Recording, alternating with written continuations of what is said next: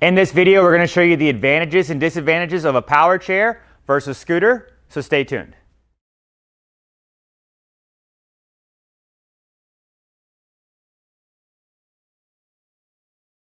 All right, so in this video, we're going to show you some key differences between what you call a power chair and then what you call a scooter. So if we're going to be really basic in the beginning, just to start out, this is what a power chair is going to look like. Typically, a power chair is always going to have some type of joystick on the end of the arm. So it's going to be driven by either your left or your right hand, where a scooter is going to have typically this type of tiller mechanism, kind of like a bicycle with handlebars, and then you're going to have a throttle, which is a forward and reverse. So there are going to be many different advantages and disadvantages of each one of these. So in this video, we're going to show you what we think is going to best kind of fit your needs based on what you're looking for. So a power chair, we're going to go with this first. A power chair is going to be great for somebody that only has use of one hand.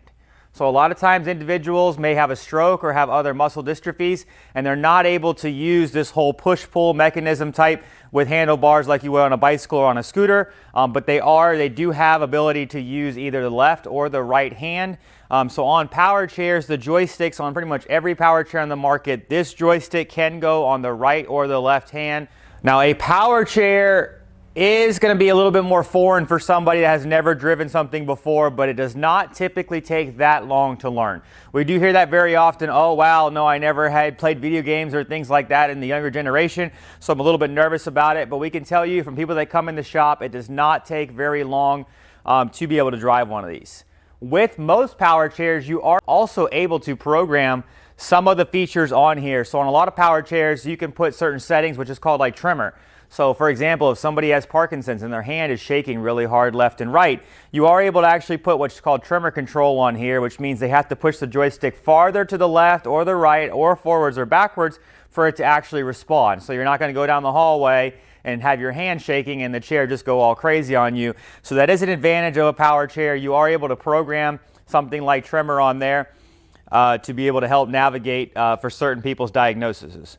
Now a power chair is typically going to be better for inside because on most power chairs they're going to have a smaller turning radius than on most scooters. Now that's not always the case. There are some very large power chairs and there are some very small scooters, but in general, apples to apples, a power chair is typically always going to turn better inside a small space than what a scooter would. Now there are different designs of power wheelchairs, like I said, different sizes, but also different wheel configurations. So you're going to have a front wheel drive unit, which is where your drive wheel is all the way to the front. You're going to have a mid-wheel drive unit where your main drive wheel is going to be in the middle, and then a rear wheel, which would make sense. Your rear wheel is going to be all the way in the back. Now you got to think, a mid-wheel drive, everything turns around the drive wheel, so a mid-wheel drive unit will turn in the smallest turning radius. Now, but there are some advantages of a front wheel or a rear wheel driven unit. A front and a rear wheel, both of them, are going to perform better outside on different terrains than what a mid-wheel drive will. And the reason being that is a mid-wheel drive unit typically is going to have two wheels in the front and two wheels in the back with your large drive wheels in the middle. These are called your caster wheels. So as you can see here, when you drive, when you turn, these are going to rotate around. So the disadvantage is sometimes those wheels, if you get in softer surfaces, they can dig and then you'll begin to spin in place. With a rear wheel or a front wheel drive, you have less swivel wheels on the ground, so it's typically going to climb over and drive through terrain better than what a mid-wheel drive will. Now this particular unit here that I'm showing here is a mid-wheel drive unit. I'll turn to the side so you can kind of see it a little bit better and you can actually watch the wheels as I turn. You can see how those rotate around. So you can just imagine if you're turning through softer ground or grass, that might grab. But this unit here is a mid-wheel drive unit. This overall length is about 42 inches, so it's going to turn in about 42 to 43 inches in overall space. Now this unit is great for inside. It is decently small, but an advantage of this particular unit is this one is actually going to have a 12-inch seat lift on it. So somebody inside that wants to be able to navigate their home and still have independence to be able to access things in upper cabinets, whether you want to cook and actually look down in your pots and pans. You can see how it's very quiet and it raises 12 inches in 11 seconds. Now you still are able to drive this unit around at 4 miles an hour while you're all the way elevated. So this particular unit here is one of the most popular units that we sell for inside the home, where people want to regain their independence and be able to do a lot by themselves. This is called the Jazzy Air 2 by Pride Mobility. All right, so now we're going to talk a little bit more about scooters. So scooters are typically going to be a little bit better for outside. Now there are a full range of scooters, which we'll get into in a little bit, but in general, a scooter is going to perform better on non-paved surfaces than a power chair. Not always, but in most situations it will. Some other advantages are the ease of driving it. Most people find this very easy, very common. I wouldn't say driving like a car, but driving like anything else they've driven before, even a bicycle. It's going to be similar of how it turns and how it feels. So it's a forwards and backwards. You turn the handlebars to turn. So just initially off the bat, the ease of getting comfortable with the unit, a scooter is always going to win typically on that. Now also, scooters in general are going to have a little bit more floorboard space, because power chairs don't want to be overly long because they're going to be inside your house. So a lot of times the size of a foot plate to the floorboard space on a scooter is going to win. Just for example, you can see here, if I was to sit on this, I'm 6 foot tall, I wear a size 12 shoe. You can see how my foot does hang over a little bit off the foot plate. Now obviously we do make extra large foot plates that we sell for these units as well, so we can accommodate that, but in general, right off the bat, you can see now I'm sitting on a scooter, my whole foot is intact, I'm not going to have to worry about running my toes into the walls or things like that. So if you're going to hit something else, and you actually can even extend your feet out on most scooters up here. And scooters have the advantage of having a 3-wheel or a 4-wheel scooter. So a 3-wheel scooter, you would have your feet almost flat on the floorboard on either side of the drive wheel. A 4-wheel scooter, you kind of have to put your feet up on top of the wheel fenders. But most of these are made in a way that you are able to put your feet up here. And then when you get to extra long scooters, you're actually going to have quite a bit more floorboard. This is one of the smaller scooters they make on the market. This is called the GoGo Elite Traveler 2. This is a new unit by Pride Mobility. And what makes this unit really unique as well is it's got a really, really small turning radius. So for being a 4-wheel scooter, this turns in a small space. Now in general, scooters are typically going to be a lower cost on your standard units than a power chair is going to cost. Now once again, there are so many different power chairs and so many different scooters, that's not always going to apply. But the same size scooter, same size base model as a scooter compared to a power chair, a scooter is typically going to be a better cost alternative. And then a scooter typically is also going to have a faster speed. You know, a lot of scooters are going to start at about that 4 mile an hour range. Power chairs are about the same, but a lot of scooters typically start going faster up there, but 4 is probably your minimum. Speed on most scooters, 3.7 to 4 miles an hour, and then it can go up to 10, 15 miles an hour depending on what scooter you go into. Now scooters also in general are typically going to be portable up to a certain range. So these are going to be a little bit easier to transport and come apart in a few pieces. Once again, we're going to go through some power chairs that are able to do that as well. But on a lot of scooters, until you get up to these big full-size recreational ones, most of those are able to come apart in pieces where you can transport them and not necessarily have to have a vehicle lift to be able to transport the scooter. So there is some advantages of a scooter over a power chair, and just the use of the cost of what you're going to invest in one of these, and then also what you're going to need to cost to transport it is going to be another factor to consider. So in general, I'm always using that term because I don't want you guys to comment on the videos and say, well, no, that's not right because based on what I have. But in general, scooters are going to get typically a little bit farther range, apples to apples, than what a power chair does. And they typically have smaller batteries. So a lot of these units might get 13 miles on a charge, and they might have 18 amp batteries. Yes, this one might get 15 to 20 mile charge, but you have 35 amp batteries in there. So it's almost double the size of the battery, and you're not getting double the distance. So in general, rule of thumb, your distance is going to be a little bit better on a scooter than on a power chair, and then replacing your batteries is typically going to be a little bit cheaper on a scooter than a power chair, just because the size is going to be a little bit smaller. Now I did mention that you can take power chairs outside, and how a rear wheel and a front wheel drive units are better outside on non-paved surfaces, but I can tell you that a scooter in general is going to be better on non-paved surfaces across the board than what most power chairs are. Scooters are typically going to be a little bit lighter. And then you're going to be sitting over your rear wheels typically, so your downwards force is over your rear drive wheels, so your traction is going to be a little bit better than what it might be on a power chair. Now, as we mentioned scooters, there are going to be some scooters that are going to be better for outside. We do make some scooters that are also classified pretty much as almost all-terrain type scooters. Now, these are not going to be a small scooter like this that's going to have a small turning radius. But if you are looking for a scooter, you say, hey, listen, I have property, I need to get around my land, I have, hills, I have different things. There are a few other all-terrain scooters that we sell. Probably the number one scooter that we sell for all-terrain is going to be called the Pride Wrangler. That scooter has 7 horsepower. So there's actually 2 motors in the back of that unit at 2,200 watts each.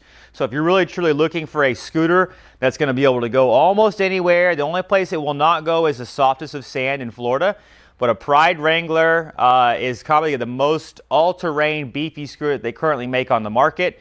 And then we do have some other ones that are going to be slightly smaller, like a Pursuit 2, which is still going to have about 1,800 watts of power. It's going to go fast, 9.3 miles an hour. I mean, I have a video where I was pulling an F250 out there just to kind of show the sheer power of these types of units. So really, I think the best kind of all-terrain type scooters right now on the market is kind of the Pride Wrangler, the Pursuit 2. And then Pride also came out with another one that's called a Baja Bandit, which is a little bit more smaller of a unit, a little bit larger than this, but it also comes apart in a few pieces, but still has a lot of power and really, really great suspension. So like I said, on that scooter line, you can go from small portable scooters all the way up to these large all-terrain scooters. So it's really going to depend on what you're doing. Like I said, if you're trying to just go, hey, I want something portable, I want to go to Disney, I want to go grocery shopping, yeah, something like this, like the GoGo Elite Traveler 2 would be a perfect fit for you. Now, this has a 300-pound weight capacity, so as long as you fit inside the specs, this is a great unit to consider. But if you say, no, I'm not looking for that. What I want is I want to cruise, I want to go to the clubhouse where I live, I want to go all-terrain, I want to go in grass, I want to go on the golf course, I want to do that. Yeah, the other scooters I mentioned, like the Wrangler, the Pursuit 2, and the Bandit, are all great options for you on that. So like I said, there's not one thing that I can really define in this video that's going to work best for you. But when you call us, we ask you these questions. So we're going to really fine-tune what we think is going to be best for you and then match the perfect scooter for the terrain and the weight of the user and then how they're going to transport it. So we'll be able to identify all that. So give us a call. We'll help you with that. Now, we get this asked a lot of times too. Hey, I'm also going on a cruise and I want to fly. So flying and cruises are going to have typically a few requirements that what you're going to have to qualify for to be able to take one of these units on a plane or on a cruise. So they will allow lithium, but they only allow up to 300 watt hours of lithium in the battery. So what that's going to mean is it's going to determine how much the amperage versus your voltage is. It's a certain combination, but we can tell you that. So they do make lithium batteries that are travel approved. Now, I can tell you that it does not matter what size battery, if it's a deep cycle sealed lead acid, any of those are approved for cruises and planes. But there are going to be a few advantages of maybe a scooter or a power chair on a cruise ship, because if you don't have a handicap room, you do have to be 22 inches to get it inside your room. And we have been told that a lot of cruise ships are cracking down and not allowing these people to leave their items in the hallway, because it's not enough space for people to accommodate to get around. So you are having to require to bring these inside your room. So a scooter like this, yes, without the armrests which come off, you can fit through a standard cruise ship door. And then they also make other folding type units. Like they make a unit that's called a luggy. This is actually one that if you're traveling and flying, it's actually a great unit to consider. Now, Luggy has a few different models, but these actually are going to be airline approved, are cruise ship approved, are narrow enough to go through a 22-inch door, and then they also come with a suitcase. So if you are wanting to fly, that's a great unit to consider. Now, Pride Mobility also makes a Jazzy Carbon. That's a folding unit. That's only 39 pounds. When folded up, if the battery is removed, it's 43 pounds with the battery inside the unit. But what you could always do too is drive the loved one right up to the room, have them transfer with a walker or be able to hold on to something to get into the room, fold the unit up, bring it right inside the room. That's going to be an airline approved one as well. So do think of those things when you are planning on taking a cruise or plan on flying. Do mention that to us, because we'll try to identify what's going to work for all scenarios for you and try to fit the best unit for your needs. All right, so now I already mentioned the Jazzy Carbon as being a lightweight, folding type power chair. That's going to be probably your base model for travel. That's our #1 seller, is the Jazzy Carbon by Pride Mobility. Our #2 next seller would be probably this unit here, the Jazzy Air 2. Now this unit is not going to be something you take apart or you're just going to want to lift. You are going to want to pair this with some type of lift like a Harmar AL500 or a Harmar AL560 are going to be the best lifts to pair with this particular unit, because this unit is going to be about 245 pounds. So I'm not saying you don't have some strong people in your family that can help you lift this, but in general, you're not going to want to be just transporting this by sheer strength all the time. So this is a great unit for you if you're looking for something, like I mentioned earlier, to be able to gain that accessibility by yourself and get up into cabinets or cook. They do make other units that we sell as well that are more rehab type chairs. So people that are going to be in their chair full time, almost sleep in the chair, stay in it most of the day. They do make two different brands called Quantum and Permobil. Those are going to be the two major units on the market, the two major brands on the market that we sell that are going to be that rehab type chair. Now what makes these rehab is these chairs are going to have different functions, as in you're going to have electric recline, which is going to lay your back. You can have electric legs, so you can lay flat like a bed for sleeping purposes. You can have tilt, which is if somebody pulled you kind of backwards in a stationary chair, it's going to feel like that, but what that's going to do is take pressure off your lower half, apply it to your back, so it's going to help with get more blood flow through the lower limbs. It's going to help with that circulation and be able to get your feet above your heart. And then you can also have something like a seat lift to still have the accessibility, and some have anterior tilt, and then you can even get some really fancy ones that fully stand you up, such as the Permobil F5 vertical standing. So there are tons of different units that we sell. So we do sell everything that I mentioned in this video, we do sell. So make sure you do call us if you're looking for something particular. We would love to be able to identify your needs. Now beyond that, the last chair I want to mention out there is an all-terrain power chair. Now this all-terrain power chair is called the X8 by Magic Mobility. This currently on the market right now in 2024 is the best all-terrain power chair. It is a true four-wheel drive power chair. So there's nothing else currently on the market like it that will take 300+ pound individuals through the softest of sand in Florida. So it's got 4 to 8 PSI knobby tires on them. I mean, 4 motors. I mean, it is just truly a beast. There's nothing else that compares to this. People that want to go on the beach, that want to go hunting, that want to go in snow. So we do sell those units as well. So I want to mention that just because we're showing you one unit here, there is a wide range of power chairs and there is a wide range of scooters. And now the last classification that I would probably get into is the bariatric. Now both of these power chairs and scooters do sell bariatric units. One of the largest bariatric ones we sell by Pride Mobility is going to be the Jazzy 1450. This is going to have a 600-pound weight capacity, and you can get up to a 26 to 28 inch. You can get a very wide seat on this unit. Now do remember, when you're going wide, you got to make sure that it's going to fit inside your home. So do tell us what your door frames are so we can make sure whatever unit you're buying, you are able to fit through door frames on your house. Now scooter-wise, Pride Mobility just came out with something called a PX4. That's a 500-pound weight capacity as well, and it's got automotive-grade suspension, DOT headlights. I mean, it's one of the most comfortable riding scooters they made on the market, and that is a 500-pound weight capacity. Now, there are going to be some other units on the market that might fit you just as well, but those are probably the two that stand out to me most in that bariatric size. So we hope this video was very informative to you. If you do have further questions, please leave us a comment below. Or give us a call. We would love to be able to really identify what's going to best fit for your needs. Thank you. Hi, I'm Mark. And my name is Alex. We're co-owners of Marc's Mobility. I started this company in 1995. We sell many products, not just what you see in this video. If you have any questions or concerns, please call us at the number below at 800-677-6293. Thank you, and have a wonderful day.